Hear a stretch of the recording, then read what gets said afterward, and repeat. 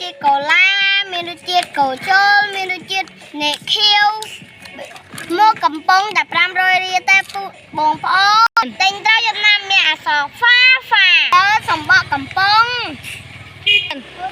ដៅអបហានោះស្លឹកបាមិនអស់ទេស្លឹកបាយស្លឹកបាយបញ្ញាទិញស្លឹកបាយឲ្យបាយអីទេឃើញទេអើប៉ះខ្សែស្រែហើយយកប៉ះដល់ស្រែអីប៉ះស្លឹកបាយយ៉ាង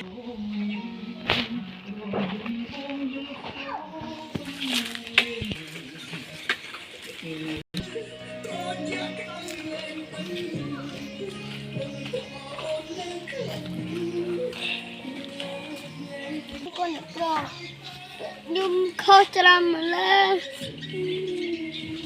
ព្រោះនេះខុសដំណោះខ្ញុំបែបនេះខានអ្វី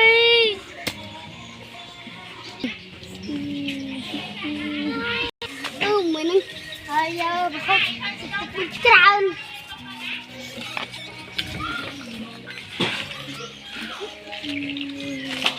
ខ្ញុំទៀតហើយទៅកូចូលអូយ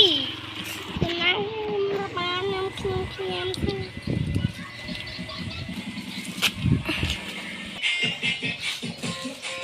អូជួយទិញស្រាប់បាក់ខ្ញុំតែអូយខ្ញុំកំពុងតែស្បាយនឹងឯងមិនលក់អីឃើញណាមកពូទៅកំពុងញោមនេះឯងជិះស្បាក់ក្រនេះឯងនេះឯងនេះឯងណាជិះស្បាក់ក្រនេះឯង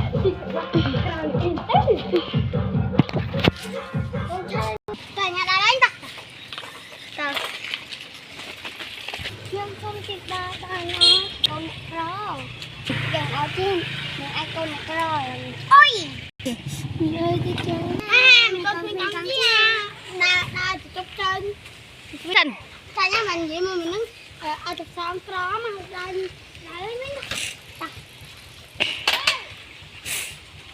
ពីព្រមនោះទូចចង្អៀនម្លេះ